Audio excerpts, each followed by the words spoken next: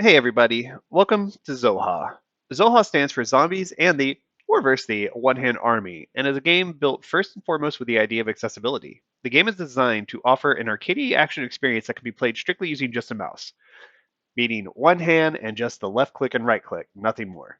Not even the scroll wheel because just some computer mice don't even have those.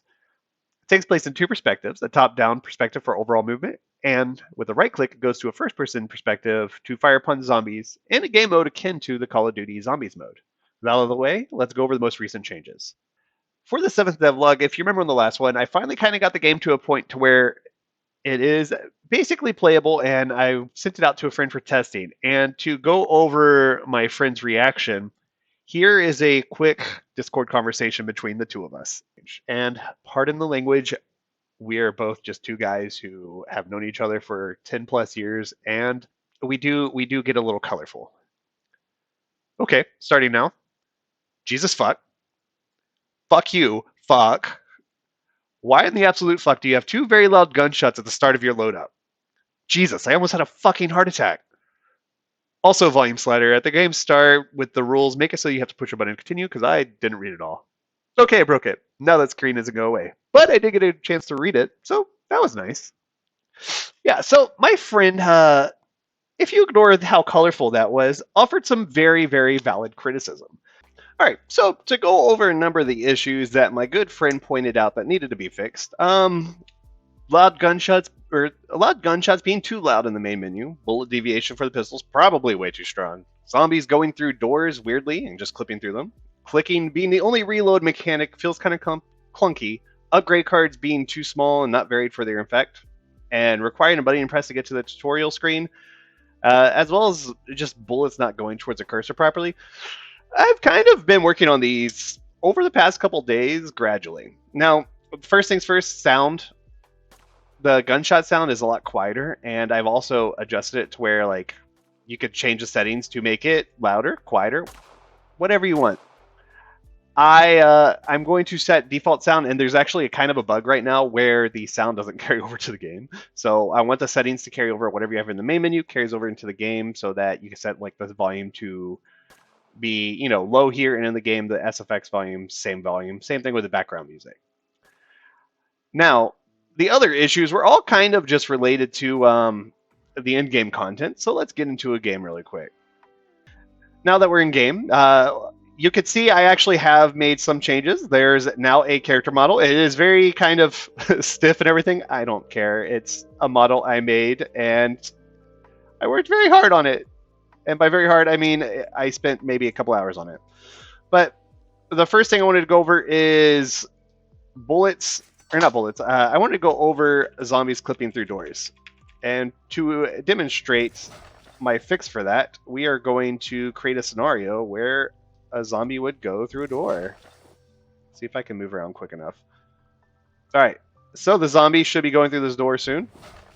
Nope, he destroys it.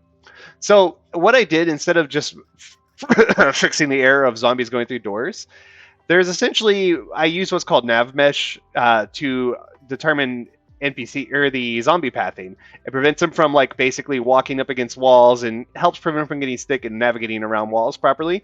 The problem is each of these doors, in order for me to get nav mesh to work, I kind of had to bake the nav mesh scene without the doors in there and then add the doors afterwards. So the doors really only kind of block you.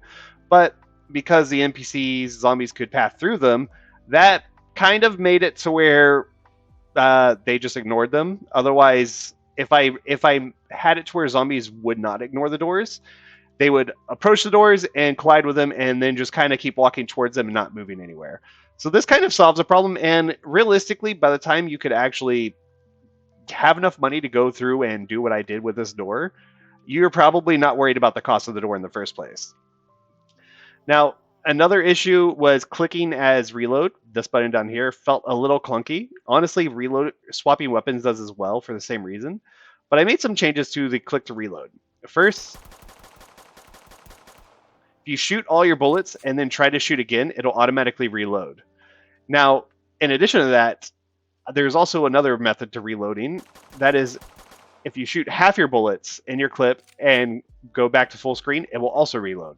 I was kind of stuck between this place of, do I want it to only reload, you know, whenever you run out of bullets and you try to shoot, or whenever you go back to the actual top-down perspective. And what ended up happening would be, I tried to set it to where it would just automatically reload on top-down perspective, but as the way I play, I would just shoot a couple times, move, then start shooting again.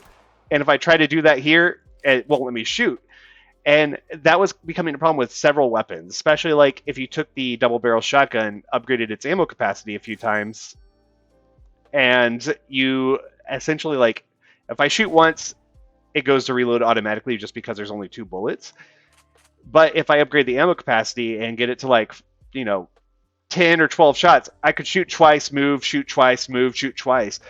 The problem is, if I have it set to reload automatically on top down, that prevents that from happening. You shoot twice, you move, and because of how long the reload time is, you can't shoot until this is fully reloaded by default, unless you've upgraded the reload time. Now, another thing you may have noticed that I've implemented is damage numbers. Whenever you shoot a zombie, you'll see numbers spawn above them.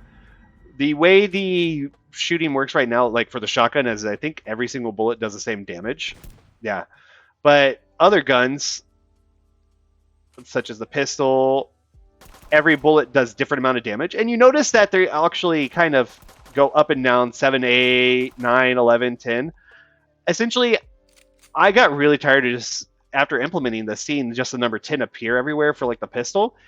And it kind of gave me like almost an itch that you couldn't scratch because it looked all too samey. So I kind of added damage, a damage randomness, or damage, I forget the actual term for it. Let me turn down the volume a little for the bullets. Oh, much better. But yeah, so the bullet damage will deviate a little bit, and it actually scales. So every time you upgrade damage, so for example, the pistol, it starts off 10 base damage. Whenever you upgrade it, it upgrades to basically double damage. And I can change these numbers around as much as I want. See if I can get lucky with pistol damage. No. Shotgun reload. Reload speed, don't care. Ah, dang it. I can't click on it while it goes down. That was another issue that he brought up, is whenever you're going to upgrade weapons, clicking on the reloader while it goes down lets you get a cheeky quick buy. I completely prevented that. That also fixes another bug where if you do buy it while it's going down, essentially while it starts moving down, it already randomly decides which location it's going to spawn in. And if you buy again from the machine while it's going down, it'll try to pick a different location to spawn in. And it's always a different one from where it was. So, say it goes over to this spawn location. It didn't this time. Oh, never mind, it did. If I bought from the first location and it goes down and it's set to come over here, if I buy again from the first location while it's moving down, it will not pick this location. It's always spawns at a different one. It could possibly spawn back at to where it was. And because of how far away they are, I haven't made an animation for it to reappear. So it just like kind of reappears magically. And that's not what I wanted it to do. If I may probably need to make an animation later, but it's not important right now. So that fixes that problem. Anyway, so pistol damage. It starts off at 10. You upgrade it once, it goes up to 20. The deviation is currently set to where it'll do plus or minus 2 times the weapon level. So at 10 damage, it's at level 1, so it'll do plus or minus 2 or plus or minus 1. So it could do 8, 9, 10, 11, and it's supposed to do up to 12 damage. I honestly very rarely see that. If you upgrade it to level 2, where it does 20 base damage, it'll go from 16 to 24. Level 3, it goes 24 to 36, and so forth, so on. In addition, the actual amount of money you get and the score has been reworked to where it is based entirely off how much damage you do. I was at 1901, I did 9 damage, it increased it by 9, now I'm at 1910. I'm planning some things to do for like the ones in the, essentially maybe just to do like a 25 cost thing, or something that uses the 10 digit, because that's another complaint I personally have, is whenever a game uses a currency or point system and you're not using the 10 digit, it might as well not exist. I want there to be like something small you can do to implement that. So that fixes the reload thing. There's also the damage, but let's see if I can trigger it. Come on. There we go. 20. I kind of implemented a headshot system. It's buggy right now. It doesn't 100% work, but it's mostly just because the bullets are somehow not registering that they're colliding with the head all the time whenever they should be. Still working on that, but it is implemented at the very basic level. Oh, you hear that noise? That is a super zombie. Let's see if one spawned properly. So, here it is. The super zombie. Right now, it literally just does nothing but it's bigger, moves fast, and does twice as much damage. Every zombie hit does 1 heart or 1 tick of damage. The super does 2. I am planning on actually modifying it, making it look visibly different. Actually, honestly, making it slower and using that as a way to give it maybe like a ranged attack to make it so that you're not just waiting on things to approach you. You actually have to plan out your movements. While there is a delay between aiming and shooting, by giving it a range attack where it has to stand still for it to shoot to do the attack, you could possibly see it doing the attack, move out of the way, then aim, shoot, and kill it before it can move and attack again. At least that's the intention. Now, another issue that my friend brought up was the upgrade cards being too small and not varied in their effect. Upgrade cards are a lot bigger now, essentially just doubled their size. They're much more readable, and makes it a lot easier to tell what you're getting. Oh my god, these shotgun upgrades. Ah, dang. Let's do it. Let's see what happens. Boom, boom, boom, boom. Yeah, that's satisfying as heck. I need to buy more shotgun ammo. And don't worry, the dev button to increase money will not be in the final game. That is strictly testing purposes. Honestly, this map won't probably be in the final game. It's just here for testing.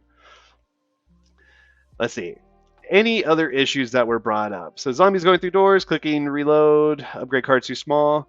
The issue with bullets not going towards a cursor too well. Let's see. It's mostly due to how the aiming works. I am slightly adjusting that. That's honestly just kind of work in progress. The further away from the player the zombie is, though, the closer you are to getting that to be more accurate. Oh, let's swap over to this. Here's a big one.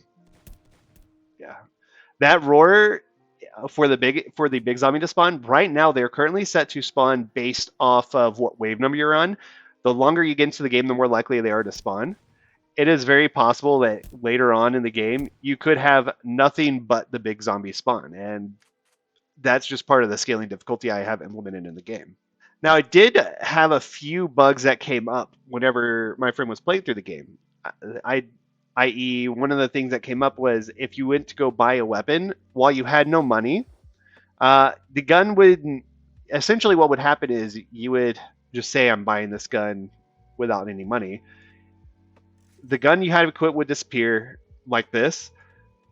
And right now it's just because there's a little bit of I just haven't programmed it in to properly reappear in first person mode if you buy it.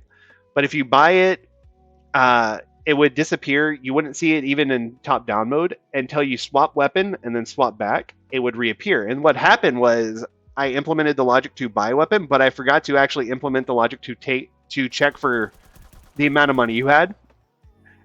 It still removed money if you had it, but it just didn't check to see if you had enough. I fixed that. It created another bug, fixed that, and now we're mostly bug free with purchasing weapons. Another issue he brought up was that trying to start a new game after you die or go back to the main menu would not function properly. It would basically just sit indefinitely. That has long since been fixed. Essentially, the tutorial screen that used to pop up every single time, the way I had implemented that kind of broke it. Right now, the tutorial screen kind of pops up, but not always. And honestly, I'm not worried about fixing that because I'm going to make a separate tutorial altogether. And there you go. Look, it loaded properly. And again, the volume sliders don't stand or stay. It's going to be fixed. It's just currently things that I'm working on. Now, getting the player to work. This was actually very tricky. So she has the gun in her hand. I'm actually planning on zooming this in a little bit more in a future update so that you could better see the model, better see the gun that she has equipped. The problem is whenever you had the gun in the hand, going to first person would kind of make it look janky. And if you try to implement the first person, it would have like this gun hovering over like her right hand. So what I have to do is I had to basically implement two guns. There is a invisible floating gun right here, and if you notice for a brief second, going from top down, you see it floating there. All I do is just make it invisible and hide it. It solved the problem. It's a little jank, but it's functional. There's probably a better way to implement it. I just haven't figured it out yet.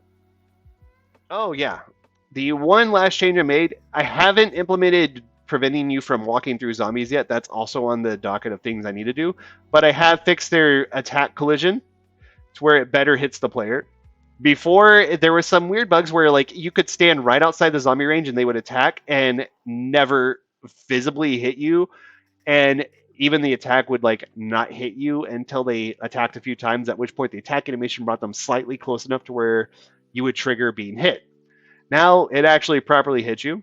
What I plan on doing is making it so that whenever you walk through or like even just touch a zombie, you might take damage. But if I do prevent you from walking through, they, especially if I implement it right, you might just not be able to move at all and just get stuck. So you actually do have to worry about pathing.